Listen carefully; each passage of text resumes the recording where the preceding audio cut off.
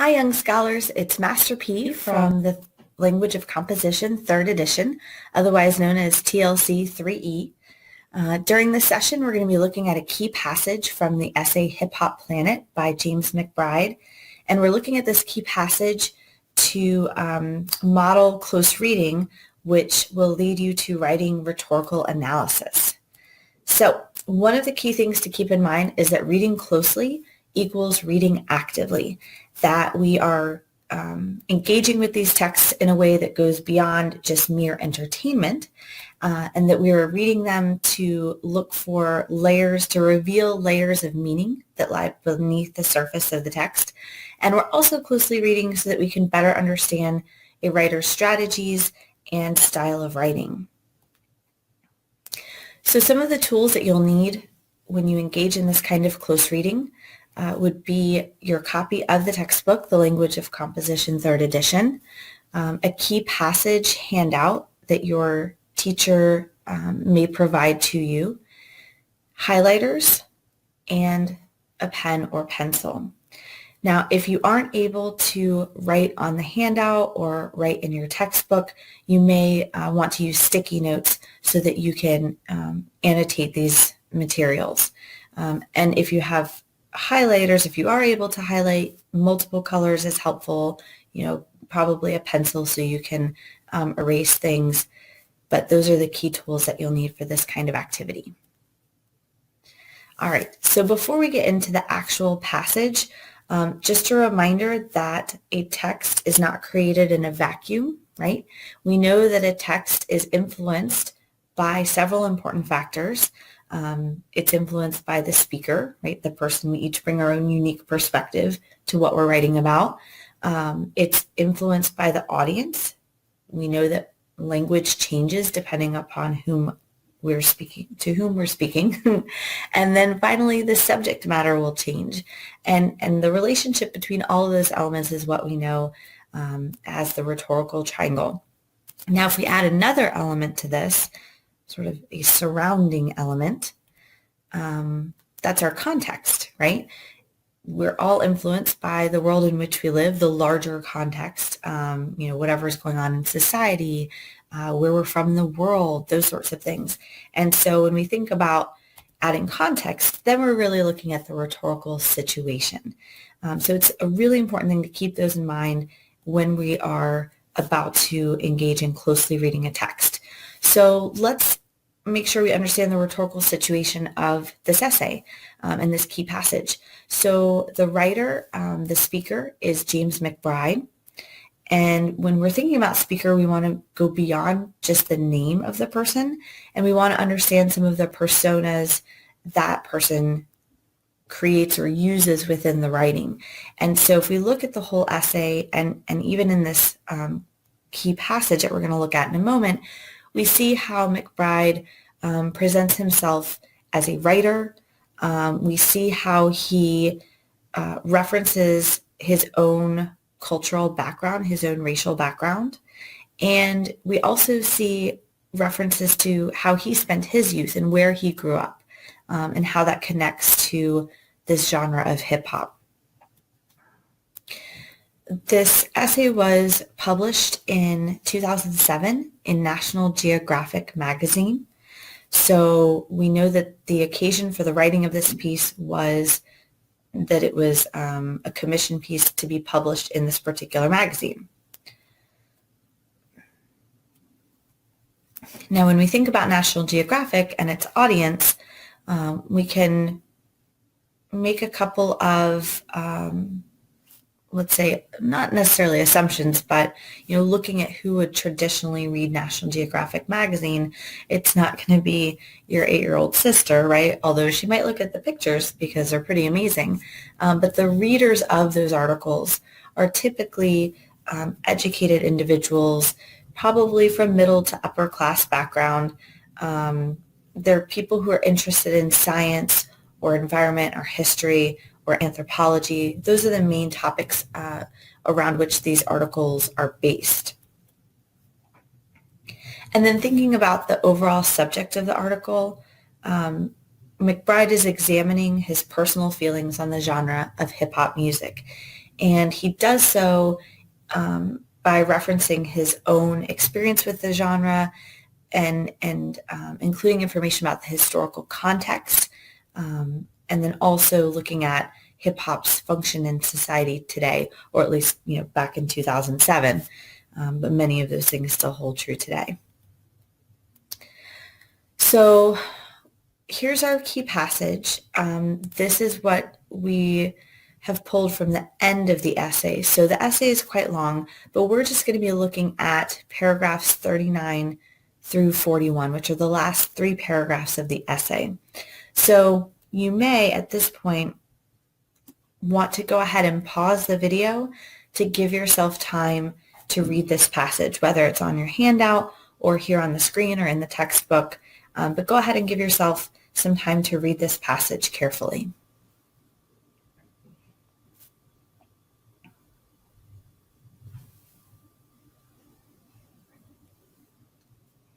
Okay, so once you've finished reading the passage, there should be some overall features that you at least have a beginning understanding of.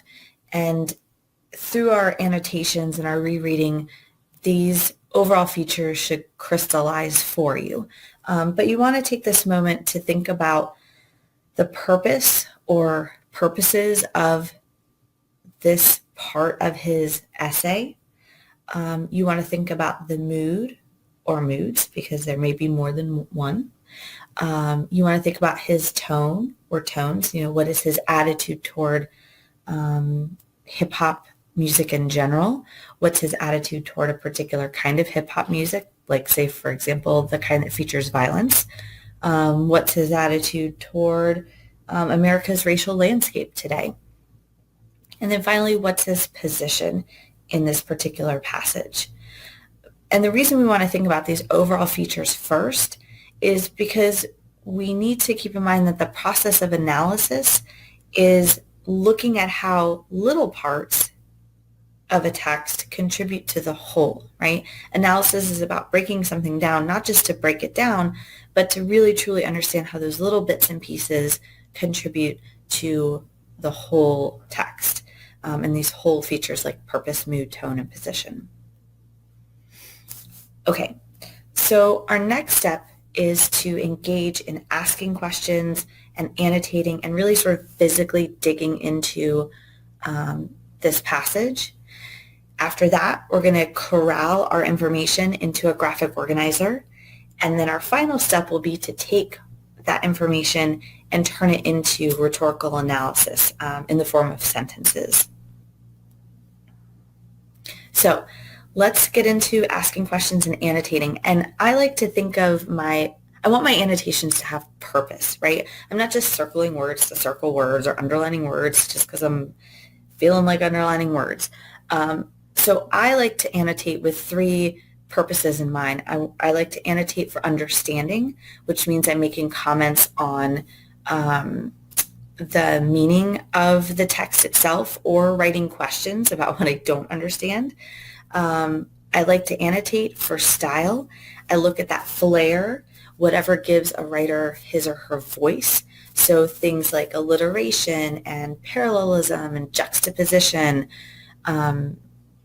And then finally, I like to look at how a writer crafts his or her argument, right? Where do we see those persuasive appeals? Where do we see a writer using quantitative data or inductive logic or things like that? So those are the ways I like to think about annotation. So I'm going to flip over here to the passage. And so this is a copy of the handout that I mentioned before. And I've already written some of my comments here. So for example, I'm going to use blue for my questions and comments as I read through. I'm going to use yellow or orange for my annotations that have to do with argument. And I'm going to use green for those annotations that have to do with style. Now, some of these things overlap, and that's okay. This isn't a quiz on categories, but hopefully this is a model of the kind of thinking that you will engage in when you do your close reading. So, all right, so I'm going to start off, and this is basically a think aloud. So I'm going to be reading and talking, and in a way, I'm kind of talking to myself, but obviously I know I'm being recorded, so this is sort of like a think aloud. You could call it a think aloud. All right, so it's a telling metaphor for the state of America's racial landscape, and I'm going to key in on that phrase, and also that he thinks there's a metaphor going on, so some kind of comparison. For the state of America's racial landscape, that you need a permit to hold a party in the same parks and playgrounds that produced the music that changed the world. All right, so he thinks it's really interesting that the government is basically controlling, and let me see, I'm sorry, bear with me one second. I'm going to try to make my laptop a tablet so that I can write on this a little bit better. Okay. All right. I think this is working. Okay. So the government is controlling these birthplaces of rap, right? And what that says about society, what that says specifically about America's racial landscape, right? The other thing that I notice here that I want to point out in terms of style, I'm going to go to my highlighter. I love that he uses this alliteration here, right? A permit to hold a party in the parks and playgrounds that produce the music. What I love about that is there's this kind of pop, right? There's a pop to the sound, which makes that connection to hip hop. All right. The rap artists come and go, but the conditions that produce them linger.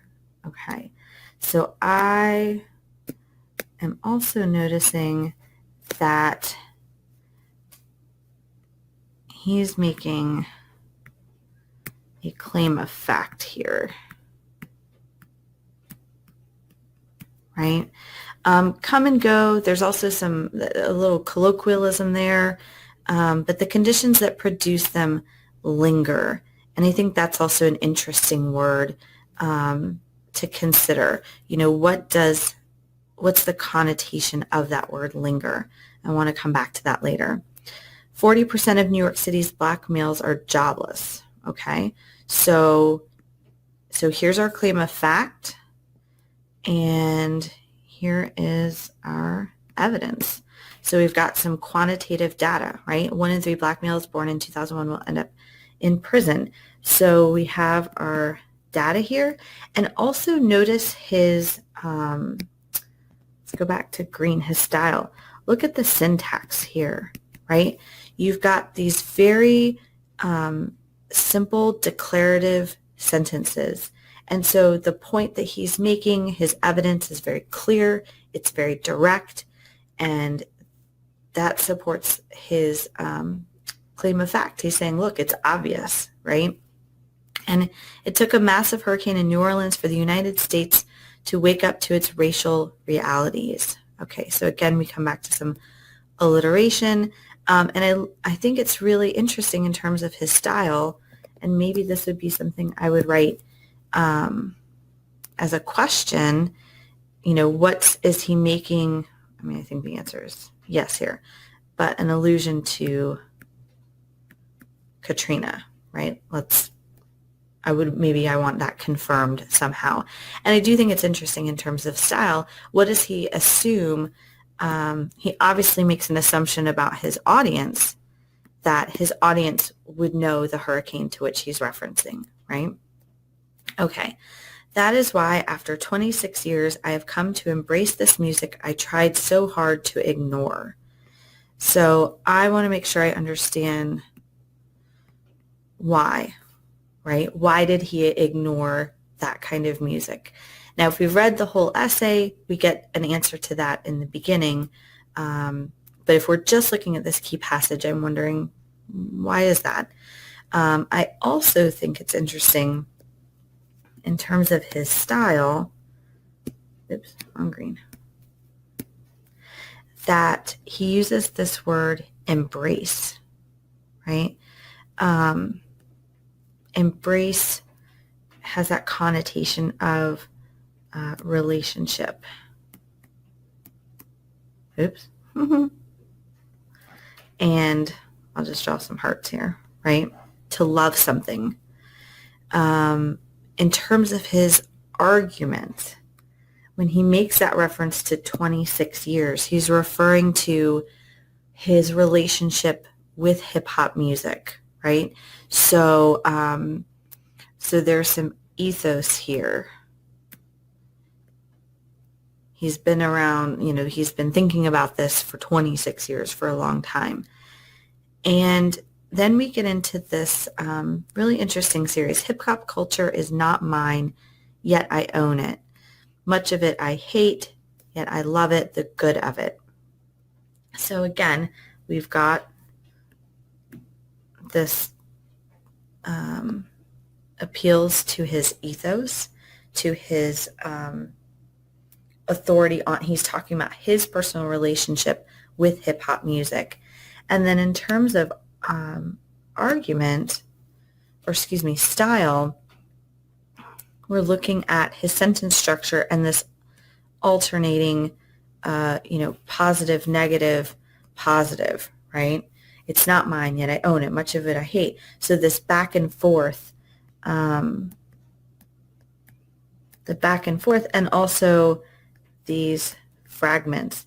So really what we see here, that idea of form follows function, right? That the syntax conveys the ideas. He's showing us how he has really gone mentally in terms of whether he appreciates this music or not, how his position on this music has fluctuated, right? So the syntax mimics his own kind of internal struggle with how he feels about this music. And then he does qualify it, right? He says, yet I love it, the good of it. It's not a blanket appreciation for the music. Excuse me. To confess a love for a music. And I think this is interesting too. Whoops. Oh, I don't need that, Google Assistant. This word confess is interesting. The connotation of confess, that he's making something that was secretive known, something that he was ashamed of, that he's allowing this to be known. And he does confess his love for music, that at least in part embraces violence is no easy matter. Okay, so interesting that he makes that use of that word embraces again. But then again, our national anthem talks about bombs bursting in air, and I love that song too. Here's what I think is interesting about this part. Do this in blue.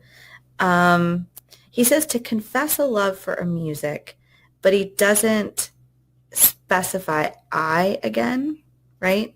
It's implied that he's confessing the love, obviously. And then he uses that pronoun, our national anthem, and then he says, and I love that song too.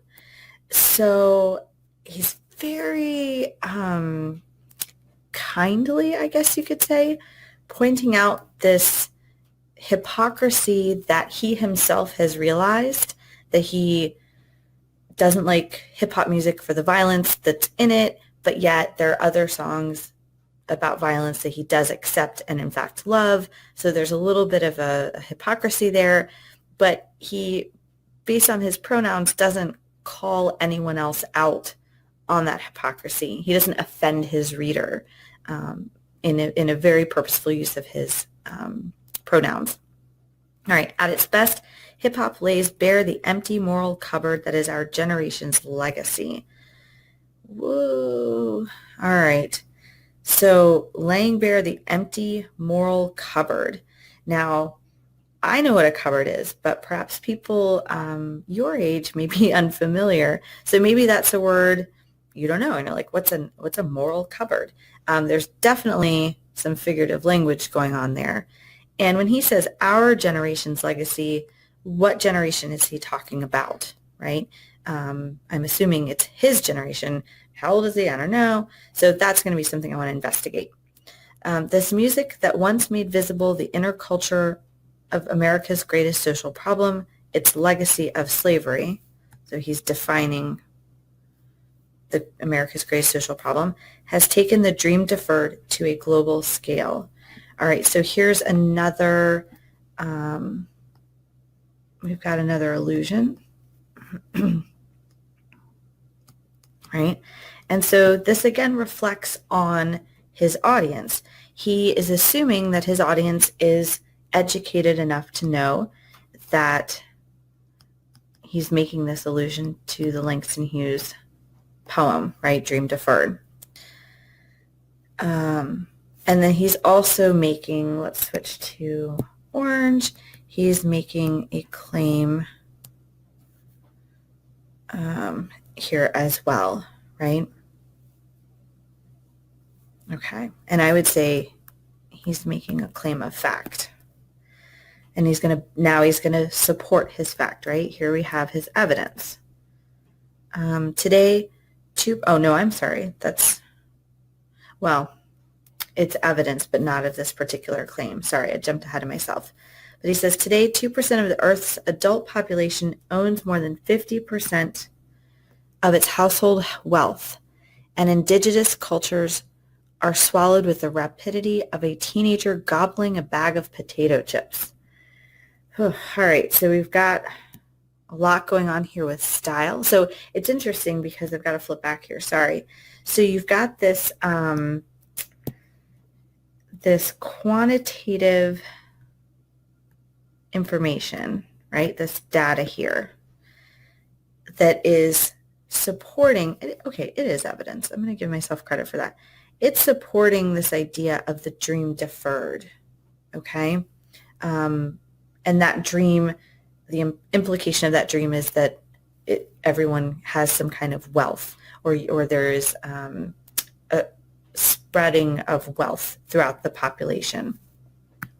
And then he combines that data, those numbers, right, with this really kind of beautiful metaphor here. This imagery of a teenager gobbling a bag of potato chips. And the implication here is that the indigenous cultures are positive, and whoever it is, and it's unnamed, right? This unnamed entity is just destroying these indigenous cultures, swallowing them, gobbling them. And the fact that the comparison here is made to teenagers, it implies something that's immature. Whoever this unnamed entity is, being immature or careless or thoughtless, right? Okay. Then he says the music is calling, right? And there's this short, simple sentence. It's very direct. The music is calling. And he's referring to hip-hop. Over the years, the instruments change, but the message is the same. So again, another, we've got another claim of fact, right? This is what he's claiming happens. The drums are pounding out a warning. So he's, let's do blue.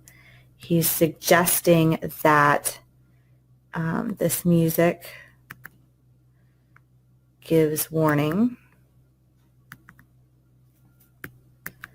and is doing so now.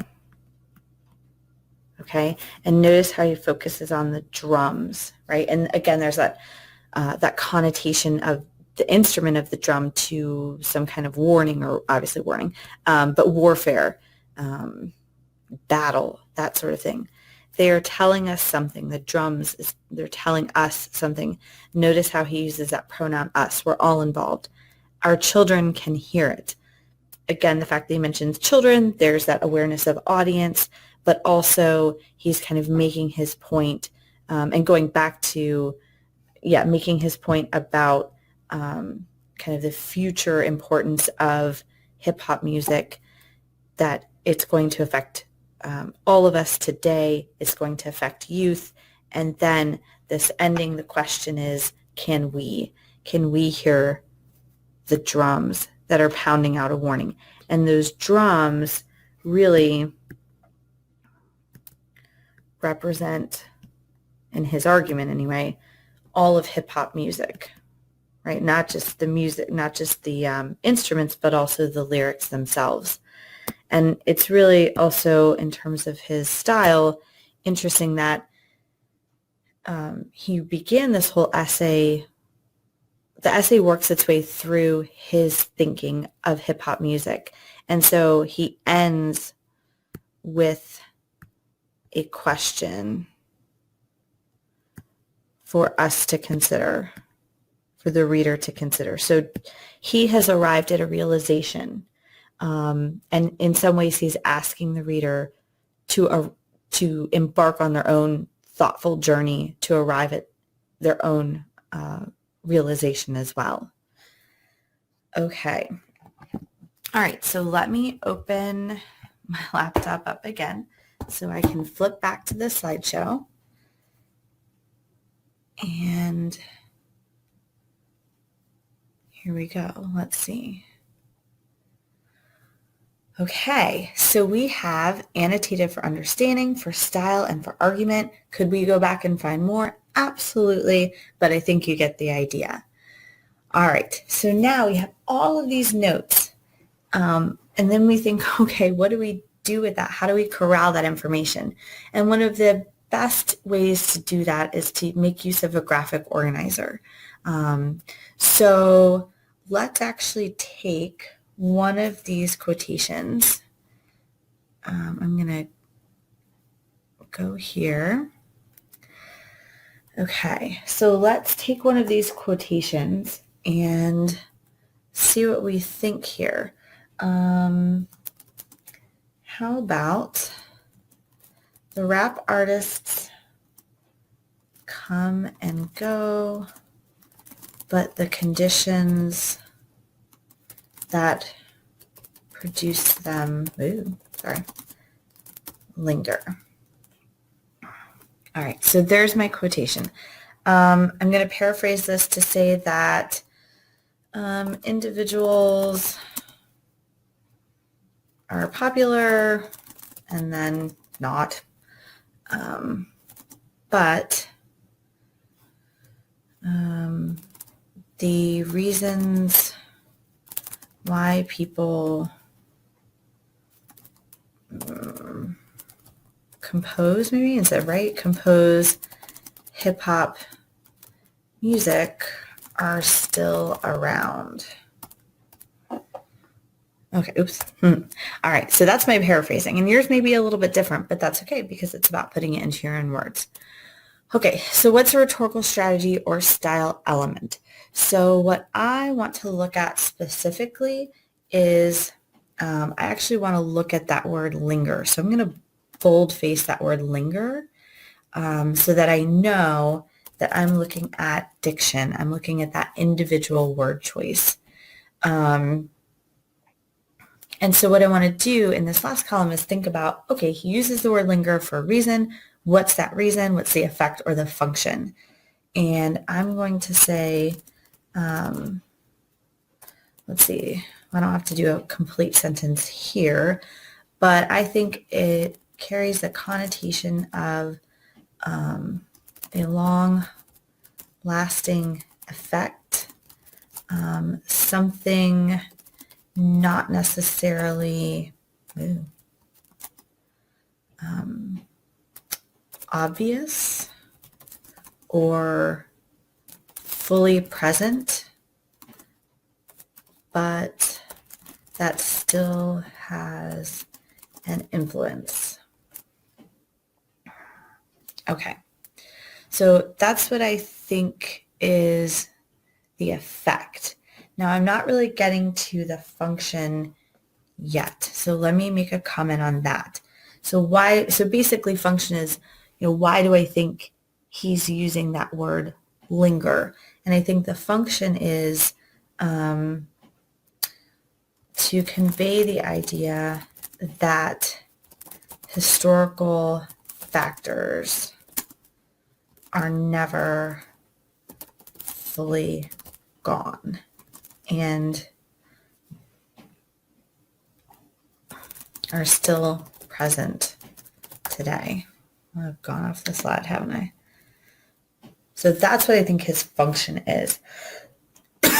Okay, so I'm going to actually copy. Okay. Well, I might flip back and forth here. What I need to do is now I need to write my rhetorical analysis. So this is where I'm going to write my sample sentence below this table. Let's see if it comes up. All right. Okay, so let's say my teacher says, okay, I filled out my graphic organizer and the teacher says, I need you to write this rhetorical analysis in 2 to 3 sentences. I say, okay. So in this passage, McBride makes the point that the societal influences that affect the creation of hip-hop music. Okay, in this passage, McBride makes the point that the societal influences that affect the creation of hip-hop music go back farther than the present day circumstances. Okay, let me go to my quote here.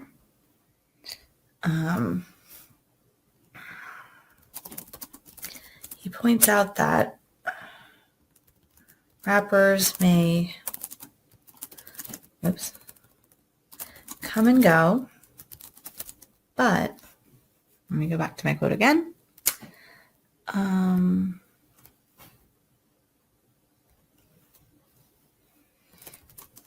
Those historical truths, okay, but historical truths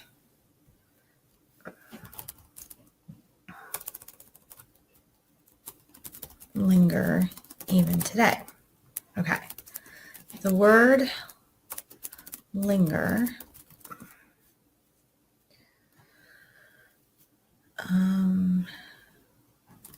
conveys the idea that although we may not see directly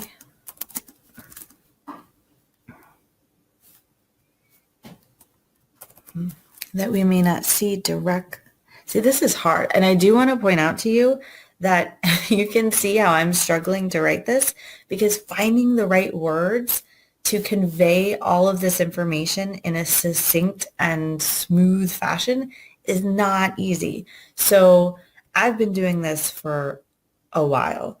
And if I'm struggling with it or if I'm, struggling, then it's okay if you struggle as well. That's kind of part of the process, and you just have to embrace that part of the process. So anyway, okay, so let me go back. He points out that rappers may come and go, but historical truths linger even today. The word linger conveys the idea that although we may not see the influences directly, they have, what did I say here? And I want to go back. This is where the graphic organizer is nice.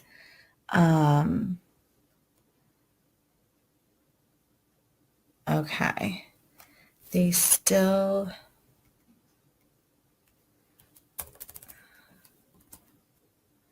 influence the creation of hip-hop today. All right, so let me read that through one more time. In this passage, McBride makes the point that the societal influences that affect the creation of hip-hop music go back farther than the present-day circumstances. He points out that rappers may come and go, but historical truths linger even today. The word linger conveys the idea that although we may not see the influences directly, they influence, see, that's what I needed to fix.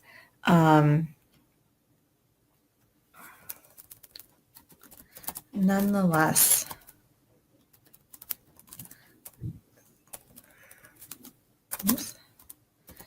they're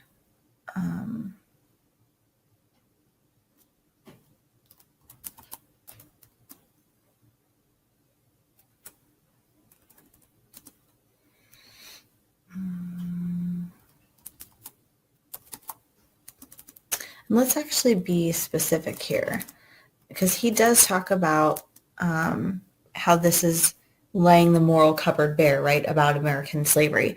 So I think that's what we need to actually draw this back to. So the word linger conveys the idea that although we may not see the influences directly, nonetheless, the effect of slavery surrounds, and I'll say the effects plural, because there's surely more than one effect, the creation of hip hop today. Nice. All right. So I have just written a piece of rhetorical analysis. So the idea is that you would take this kind of process and compose, that you could eventually compose an entire essay where you're analyzing this passage. And perhaps you are responding to an assignment that's based on a prompt such as this one. In a well-written essay, analyze the rhetorical strategies McBride uses to convey his position on the genre of hip-hop, right? And going back, you can see we've got to start here, and we can use these steps to write this essay. All right, so I want to say fare thee well, young scholars. As always, we applaud you, the other authors and I applaud you for your efforts in this course. We wish you well in your academic studies, and thank you for your time today.